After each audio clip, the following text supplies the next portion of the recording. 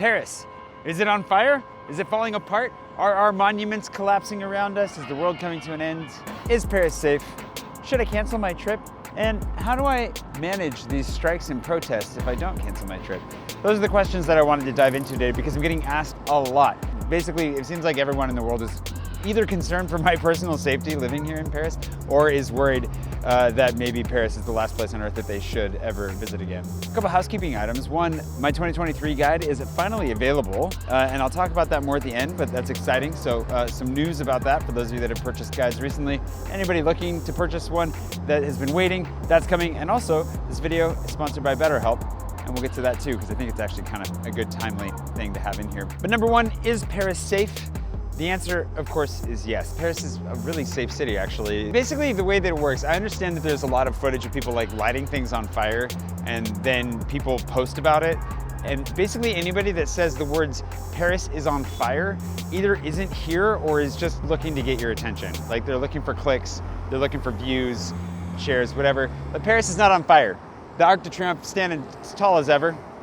At least as of this recording, the city is fine. Some people are burning piles of trash or individual trash cans or, shipping pallets. I have some friends that sent me some of the footage of the stuff that they've seen because there have been, incidents around town. I've seen the evidence of it myself riding around town, but everything's getting cleaned up pretty quickly. Like any burned anything doesn't stick around for very long. And it's pretty small stuff. Like these protests are intense, don't get me wrong, but their burning's not huge and they're just making a point more than anything. They're not like tearing the city apart.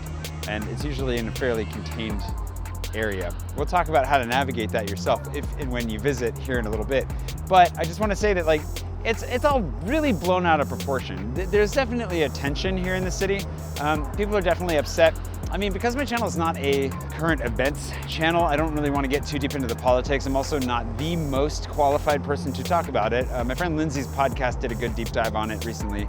I'll link to that below if you're interested in hearing some of the politics behind what's going on here. But ultimately, the pension reform is, from what I understand, the straw that's breaking the camel's back as far as people's patience with this government. And so they are taking to the streets. And it's one of the, actually, I think, healthy, glorious parts about life in France. They take protesting really seriously. They see it as a right. You can get out of work to go protest, and they make sure to exercise that right. So it's just a part of life here. And we're pretty darn used to it, to be honest. So is it safe? Yeah. 100%. No worries.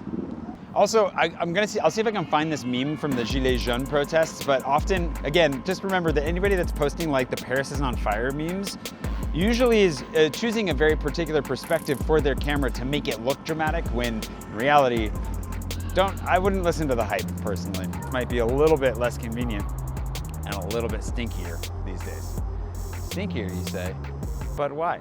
Should you cancel your trip to Paris? I'm gonna say no on this one, like unequivocally, but if you're really sensitive to trash and you're coming in like the next 24 hours, just avoid certain neighborhoods. It's not all over the city. The trash has been also very heavily dramatized and sensationalized. It is serious in some areas. Like I've seen some, really, really big walls of trash. And unfortunately, for filming purposes, if I wanted to sensationalize it today, I can't show you that because they're cleaning up. A lot of, actually riding around even this neighborhood where there used to be a lot, there's not that much anymore. There is in some areas, but less in others. And I'm not exactly sure what the plan is to clean it up, but I've heard rumors that by the end of next week, it should all be gone anyways. And as for canceling your trips in relation to, the protests and everything else, I don't really think it's gonna be that big of a deal either, because again, you're never gonna officially ever be able to avoid the strikes. They just happen. It's a part of life here. So we can talk a little bit about how to navigate those as we go, but personally, I don't think that I would cancel a trip here because it might cause some inconveniences. Might be a little stinky in particular neighborhoods, but at the end of the day, it's always kind of stinky in Paris. It's a big city. We have rats everywhere. I mean, come on. It's not like this is Disneyland. It's kind of gross sometimes, to be honest. Now, if you want a little insight into how those of us who live here see this, a lot of my friends are actually really kind of confused and frustrated by the fact that they're getting all these messages asking if they're okay and also like, is Paris on fire and et cetera, et cetera. Because to us, obviously the trash is really annoying. This is a problem. This is not great, but like I said, it's gonna be over soon, as far as I know. It's also not a problem for the entire city, it's just a problem for parts of it. Also, this does stink. I don't like leaning over this right now for this shot, but I'm doing it for you. I hope you appreciate that. Let's change camera angles and talk about how you can manage if there's a strike when you visit. Okay, so if there happens to be a strike when you're visiting or there are protests where you're going, here's some tips on how to deal with that, because generally protests are safe to a point. There does come a time where sometimes it can be a little bit violent. People might start throwing stuff, burning stuff. Generally, the cops might start shooting pepper balls, or I've got some good whiffs of some pepper in my life. Been to a few protests myself, and that's the thing I was going to say, is that honestly, like, it's such an important part of French culture and is generally safe, especially the earlier you go. Daylight helps, movement helps, as long as the crowd is walking together. It's a good sign. If the crowd stops, if you feel tensions rise, if you start to smell smoke, or you get that burning sensation that tells you that there's tear gas in the air, that would be the time to walk the other direction for sure. So keep your wits about you. But a protest isn't something you have to avoid necessarily. It can actually be a really cool opportunity to experience something that is very intrinsically French. You can go check it out, and if you agree with what they're protesting, why not just jump in, walk with them for a little bit, take some photos, engage in some conversations. You'll find that, like, there's a real sense of strong engagement and like a willingness to chat that happens at a protest that may not happen everywhere else. And I don't know, they can be a really fun environment. So some of them aren't so much. The Gilets Jaunes obviously got taken over by some pretty grim stuff. There are some like bad actors and some elements that do get introduced into some of these, but again, you'll know because you'll start to smell smoke, you'll see violence starting to mount, and you'll want to leave anyways. So that's protest. But as far as strikes go, like let's say that there's a metro strike or a train strike or whatever else, it can cause problems, like especially if you are trying to get from the airport into town and the RER is on strike at some point. They should have alternate routes like with buses and so forth, but you might have to spring for a taxi. It's really tricky sometimes on those days. It doesn't happen often, but it has happened to me, and it turns into a pain in the butt when you're like, okay, the train stops here, have to hop on a bus, ride the bus to this other place where the train will pick us up. It's a mess. But you can see here there's a strike on the 25th and 26th of March. The app that I'm using here is an app called City Mapper. It's one that I recommend all over the place, but I also recommend it in my guide and elsewhere. It's better than Google Maps as far as getting around, and they also tend to know what strikes are happening, what's going on, and what like train lines and so forth are affected. And even if you don't read French, you'll be able to see the symbols for the different train lines and tell how disrupted service is on that day. So City Mapper is a really good way of making sure you can get around. My real recommendation for strikes, if and when they're happening in the city, is just to have a backup plan for your neighborhood. So maybe you're not going to be able to get across town very easily, or you do get across town but it's hard to get back. That's happened to me before. It happened to me recently. On a day where you're not so sure that you're going to be able to move the way that you want to, it's always good to have a plan for your neighborhood that you're staying in, where it's like find a museum nearby, find some restaurants nearby, a park. You can just walk, and that's going to be just fine. And one of the wonderful things about life in Paris, trash heaps notwithstanding, it's usually a really wonderful city just to walk around and to enjoy. Look at the architecture, you can pop into a shop, you can walk into a museum, you can just have a grand old time. At the end of the day, that can just be enough. It's one of the cool things that I actually tend to undersell about Paris for myself these days. I forget what a joy it is just to walk around the city and enjoy it for what it is. It's already its own work of art, and it's something special. So, you know, great. I would take advantage of that. I would definitely take advantage of that. This trash, not every pile of trash stinks right now. This one's getting there. This one's getting there. I think there are a lot of milk cartons in this one. Just be glad there's no smell-o-vision. Always glad there's no smell-o-vision.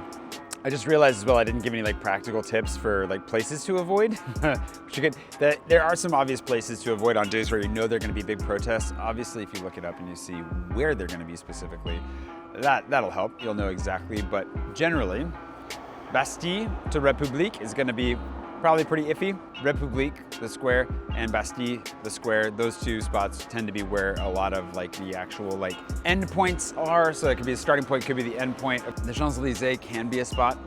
That's rare as well. Trocadero can also be a spot. You'll see at Trocadero a lot of little protests. Those happen all the time in Trocadero.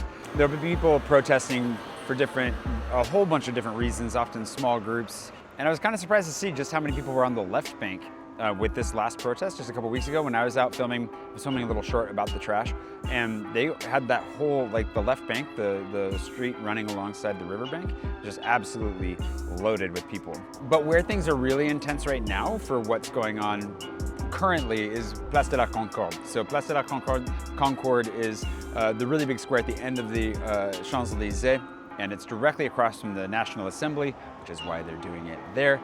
So that's where a lot of the more intense stuff has happened recently, where I saw some stuff that got burned and so forth. So on strike days, it's obviously the routes. I got surprised. Yesterday I was actually out near Belleville, and there was a protest that was coming in from the northeast portion of the city, which actually completely caught me off guard, and so I just kind of walked away from it and went to meet some friends for drinks. You just kind of never know for sure. I mean, unless you're paying really close attention, which I'm not, but that also should tell you something. Like the fact that those of us that live here, we just kind of adapt to it as it happens. It's not really that big of a deal or usually that stressful. So basically, if you're looking to avoid them and you don't want to like accidentally book a hotel or an Airbnb in the middle of the chaos, I would definitely just avoid République, Parmentier, Bastille, currently Concord, and then, you know, I have a whole bunch of places that I do suggest you stay and I suggest you avoid in my guide, which we can talk about. We haven't talked about that yet.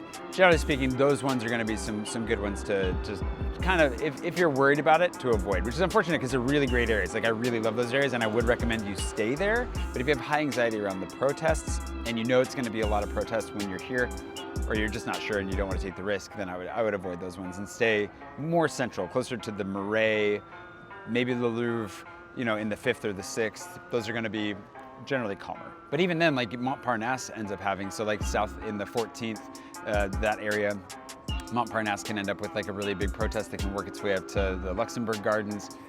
You never know. They could be anywhere. So we'll just adapt and roll with it as we go. It's funny because right after I got done saying that, you know, there's usually something happening at Trocadero, I thought I'd go to Trocadero and film this last part, and then is this a protest or is this just a guy? It's a motorcade.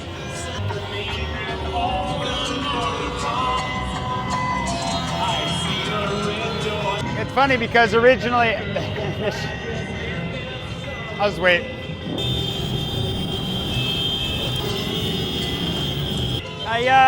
I don't think I'm gonna be able to film here. I think it might be a little bit too loud. Okay, so this protest is against a technical control that's a new requirement that motorcyclists have to basically pay to have their motorcycle checked. He went through a whole explanation. You just never know what you're gonna run into. I didn't know if you knew you could have a motorcycle protest, but it is one of the coolest forms of protest I think I've ever seen, and I've seen them a lot around here. So yeah, Trocadero, you never know what you're gonna run into. He was very nice though. He made a funny joke about like, hey, any tourists here speak French? Because I don't speak English. It was good. Anyways, look, it's my new guide. It's a PDF. It looks beautiful. It's wonderful. Matt over at We Are Almanac put this together. He did a lot of work to redesign it, make it look all fun and cool. It's way, way prettier than it used to be. So anyways, the 2023 edition of my guide with some hand-drawn maps that I did, some new ones. You may or may not know that I love to draw. So making sure to include a little bit more drawing in the process as I go. All right, just having some fun with it. And you can actually tap on the arrondissements. It'll take you to my recommendations for that arrondissement. There's like 350. I added like about 100 new restaurants and recommendations into this version of my guide. It's 175 pages long, full of all kinds of articles on where to go, what to eat, where to stay. I mean, but tons and tons of recommendations for food, drinks, coffee, restaurants of all kinds, how to avoid scams and pickpockets, the works. That's pretty exciting. So anyways, the 2023 guide, available now, purseInMyPocket.com. We've already sent out links to everyone who bought a guide in 2023. You're gonna get the updated version for free. If you've ever bought my guide before, assuming that we have your information, which we might not because we changed systems a year ago. So anybody that's bought my guide in the last year, from PurseInMyPocket.com, we'll send you a discount code, and then get in on this. We're gonna be evolving, it's gonna be evolving, growing. We'll talk more about that as time goes, as the app comes closer to reality. But yeah, it's available now. It looks beautiful. Thanks, Matt, for putting this all together. Check out We Are Almanac as well if you need some help with any design needs you may have. And there you go. It's available. I have a headache. I have a bit of a headache. Those motorcycles and blaring music did not help. I think I'm gonna go home. I hope you enjoyed this video. It's safe to come to Paris. It's fun. It's a good time. Don't worry about it. Barring catastrophe, which none of us can foresee or control, the city's amazing. You should definitely come and visit. Don't cancel your vacation. Come join us and have a grand old time.